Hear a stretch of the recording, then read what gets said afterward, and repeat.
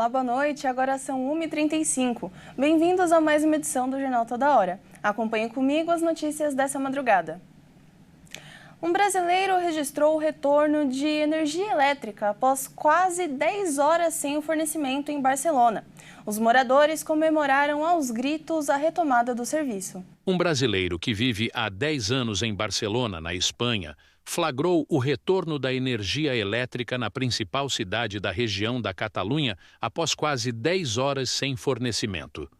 Além da Espanha, que declarou emergência nacional, Portugal também sofreu com a falta de eletricidade. A situação paralisou a circulação de trens, afetou operações em aeroportos e deixou milhares de moradores preocupados. Ainda não se sabe o que provocou o problema.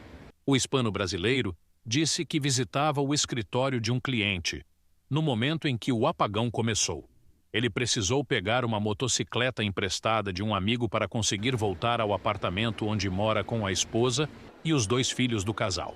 Segundo testemunhas, no primeiro momento, as operadoras de telefonia ficaram sem sinal e a população não podia ao menos se comunicar, o que gerou ainda mais incertezas. O brasileiro afirmou também que algumas pessoas correram para supermercados em busca de suprimentos e outros objetos, como rádios de pilha. Muitas tiveram dificuldades para realizar pagamentos feitos apenas com dinheiro em espécie.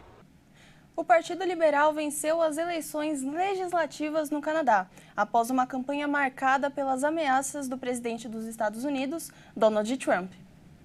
As eleições legislativas no Canadá foram vencidas pelo Partido Liberal. O pleito foi marcado pelas ameaças do presidente dos Estados Unidos, Donald Trump. Uma situação que levou o primeiro-ministro Mark Carney a pedir aos canadenses que não esqueçam a traição do país vizinho. O canal público CBC e a CTV News projetaram que os liberais formarão o próximo governo canadense e o líder conservador, Pierre Poilievre, reconheceu a derrota. Thank you very much, Canada. A guerra comercial de Trump e suas ameaças de anexar o Canadá, que ele repetiu no dia das eleições, provocaram indignação entre os canadenses e tornaram a questão de lidar com os Estados Unidos na prioridade do país. Carney, favorito nas pesquisas à frente de Pierre Poilievre, do Partido Conservador, ancorou sua campanha em um discurso contra Trump. Em declaração após a vitória, Carney classificou de traição as ações de Trump. O republicano entrou na campanha do país vizinho com citações sobre a soberania do Canadá e chegou a dizer: zero tarifas ou impostos se o Canadá se tornar o 51º estado dos Estados Unidos. No momento, a formação do parlamento de 343 deputados, no qual a maioria absoluta é de 172 cadeiras, ainda não está definida. Os liberais conquistaram a maioria absoluta em 2015, mas governaram em minoria a partir de 2019. O segundo mandato do presidente dos Estados Unidos, Donald Trump, completou 100 dias. Desde que assumiu, Trump ocupou as manchetes dos jornais do mundo inteiro, com as medidas adotadas pelo polêmico governo.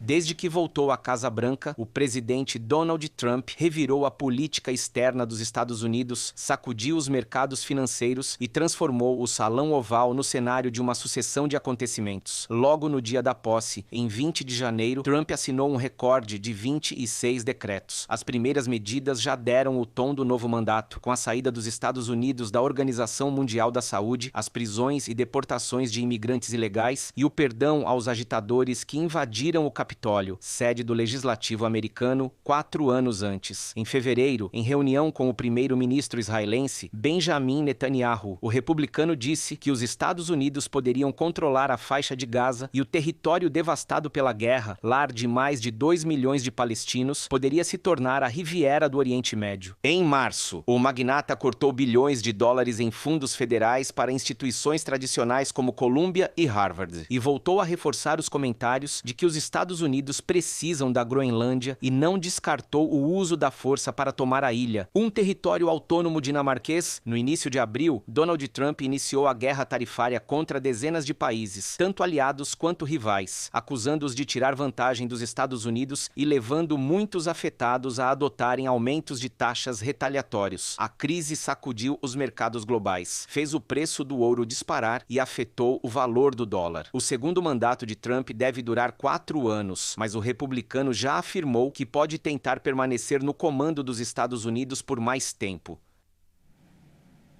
Após o tarifaço do governo dos Estados Unidos, as exportações de soja brasileira para a China devem aumentar nos próximos meses. O Brasil e os Estados Unidos são os maiores produtores de soja no mundo e competem por esse mercado.